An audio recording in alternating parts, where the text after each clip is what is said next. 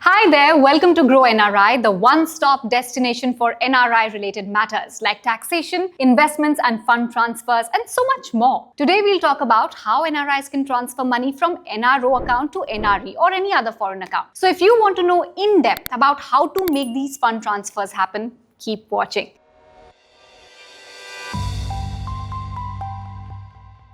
First things first, what is an NRO account? An NRO or a non-resident ordinary account is a common choice for NRIs to handle their income or deposits from India, whether it's dividends, pensions, rent, etc. With this account, you can receive money in both Indian and foreign currencies. However, you can only withdraw money in the Indian currency because NRO accounts are maintained in Indian rupees and cannot be transferred into foreign currencies freely. Now let's understand what an NRE account is. An NRE or a non-resident external account allows only foreign credits from outside India to be deposited into it. NRIs cannot hold a savings account in their name in India. Instead, they need to convert the money earned abroad into either NRE or an NRO account. Using a regular savings account in India could result in significant penalties.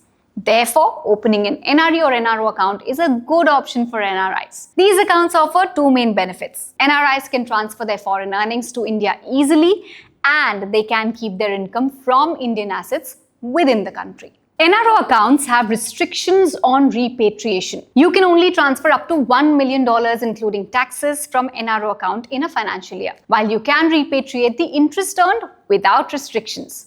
The principal amount is subject to limits and requires an undertaking and a certificate from a chartered accountant. In contrast to that, NRE account holders can repatriate both principal and interest amounts freely without any restrictions. NRE accounts are tax-free in India, but the interest earned on NRO accounts and the balances in these accounts are taxable according to the applicable income tax brackets. However, you can benefit from reduced tax rates under the double taxation avoidance agreement. Because of these repatriation limits and taxes, NRIs often transfer money from NRO to NRE accounts. Don't worry, the transfer is simple. But what documents are required to make this happen? A signed check or letter authorizing the transfer of funds from the NRO account to the NRE savings account. A document stating that you are eligible to transfer funds from NRO to NRE account in accordance with FEMA regulations. Proof of where the funds originated from. Form 15CB, which is obtained from a CA, this form certifies the source of your funds. Form 15CA. Now this can be filled out online and needs to be submitted as part of the process. What are these forms? Fret not, the Income Tax Department has made it easy for you. You can submit Form 15CA and Form 15CB electronically through the new e-filing portal at incometax.gov.in. When making payments outside India, you need to follow certain rules and ensure that tax is deducted for any amount taxable under the Income Tax Act. Now, this process helps gather information about payments that are taxable for the recipient NRIs. NRIs have to file Form 15CA and Form 15CB for any payments made abroad. Under the Income Tax Act, any payments made by a resident to a non-resident must be reported. The purpose of tax deduction at source and the reporting process is to ensure that taxes are collected promptly. Form 15CA is a declaration submitted by the person making the payment, confirming that the taxes on the payments to the non-resident have been handled. Form 15CA includes 4 parts: A, B, C, and D. Now, what exactly is Form 15CB? Well, it's not a declaration but a certificate issued by a chartered accountant. It confirms that the tax deductions for payments to a non-resident comply with DTAA, Double Taxation Avoidance Agreement, and the Income Tax Act. This certification includes details and nature of the payment made to the non-resident, compliance with Section 195 of the Income Tax Act, the rate of tax deducted at source, also called TDS, applicability of the Double Taxation Avoidance Agreement or DTAA. Now let me take you through a step-by-step guide on how NRIs can file Form 15CA. Form 15CA is submitted electronically on the Income Tax e-filing portal and must be verified using either a digital signature or an electronic verification code or EVC. Step 1. Log into the Income Tax portal at incometax.gov.in. Next, add your chartered accountant or your CA before filing. Go to the Authorized Partners tab and select My Chartered Accountant or CA from the drop-down menu. Next, you will be taken to a page called My Chartered Accountant. Now all you have to do is click on Add CA. Enter the CA's membership number when prompted. Click Add and then confirm your action. Now you'll see a message saying request for adding CA has been submitted successfully. It's pending for acceptance by the CA. Step 3. How to e-file Form 15 CA. Log into the e-filing portal and navigate to e-file, then income tax forms and then file income tax forms. Next, on the file income tax forms page, click on others or the source of income not relevant and select your form number, which is 15 CA. You can also search for form number 15 CA using the search box. On the instructions page, click on Let's Get Started. Then on the information for payment to non-resident page, choose the mode of submission. After that, select the financial year or FY. Now it's the time for you to choose the appropriate part in Form 15 CA from Part A, B or C depending on your situation. What is Part A? Now you have to use this if the total remittance is below 5 lakh rupees in a financial year. You'll need to provide details about the sender, the remittee or the recipient, and the remittance, which is the fund transfer details. No form number 16 CB from a chartered accountant is needed. Complete the process by submitting the verification. Now what's Part B? Use this if you have received approval from the assessing officer or AO under Section 195 Part 2, 195 Part 3 or 197. You must enter the details about the remitter, remittee, remittance and also provide the AO order details. There's no need for a form number 15 CB or a form CA. What's Part C? Well, you need to use this if the remittance or the total such remittances exceed 5 lakh rupees in a given financial year. You'll need a chartered accountant certificate in Form 15 CB. In Part C, you need to enter details about your chartered accountant or your CA and attach the necessary documents. You'll also need to provide details about the remittee and the remittance. After filing in all the details, click Assign to CA. Confirm by clicking Yes. You will see a message that says Assigned to the CA successfully. Go to the dashboard and click on Pending Actions. Here you can view Form 15 CB that your CA has uploaded. You can choose to accept or reject form number 15 CA. If you click on Accept, you will be taken to the E-Verify page. Once you e-verify Form 15 CA using a digital signature certificate or DSC or an electronic verification code, a message saying submitted successfully will appear.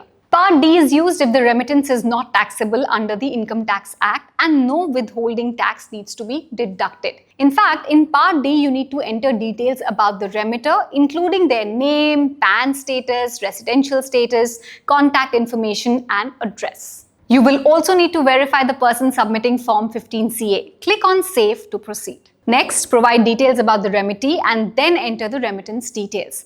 Finally, click on Verify to check the details and then select Preview.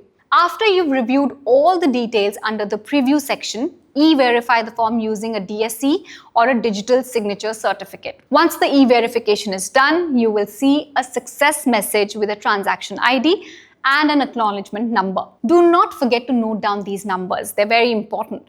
A confirmation message will also be sent to your registered email address and a mobile number on the Income Tax e-filing portal. Now let's go through the steps that NRIs need to follow to file Form 15 CB online. Number 1, add CA. Start by adding your chartered accountant.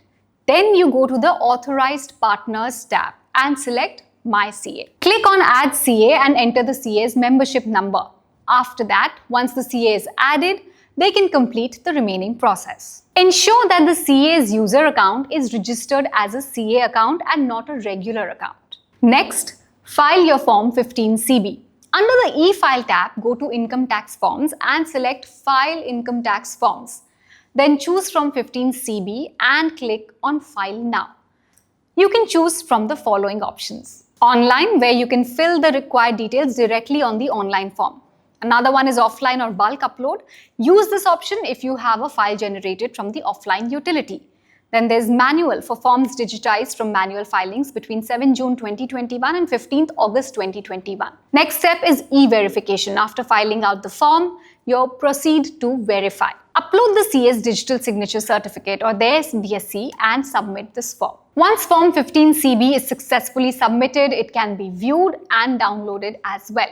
Go to the e-file tab, select income tax form and then view filed forms under both the CA login as well as the assessee's login. But you might ask, why is the role of a CA so important when it comes to Form 15CB? Well, in Form 15CB, a chartered accountant certifies various details related to the payment, including the TDS rate, TDS deduction, and other aspects of the remittance's nature and purpose.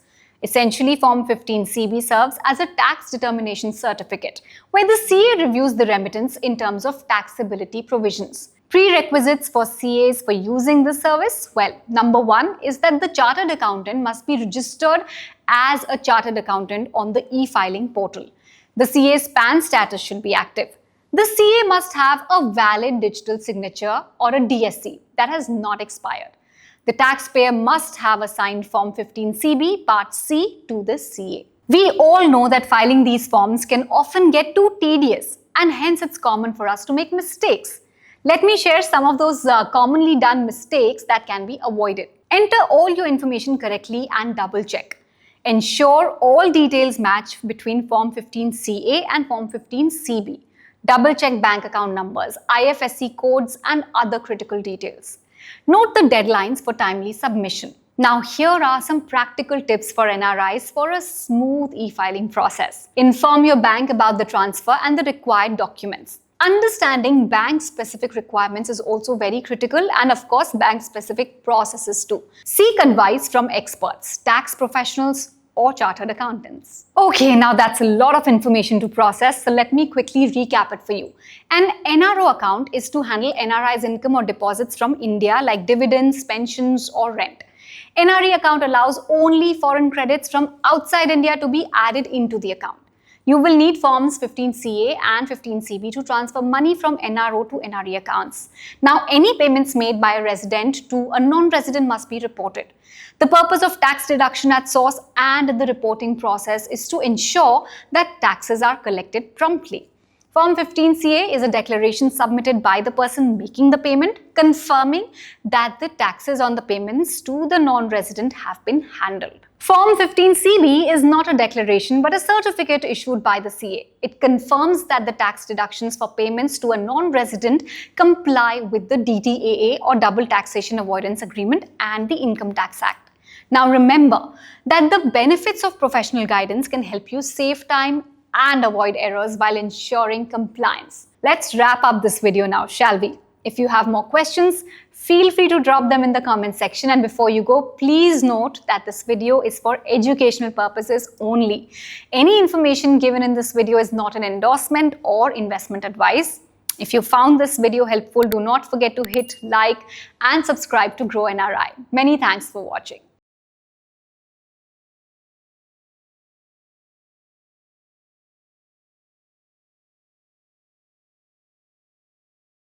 Investment in securities market are subject to market risks. Read all the related documents carefully before investing. Please read the risk disclosure documents carefully before investing in equity shares, derivatives, mutual fund, and or other instruments traded on the stock exchanges.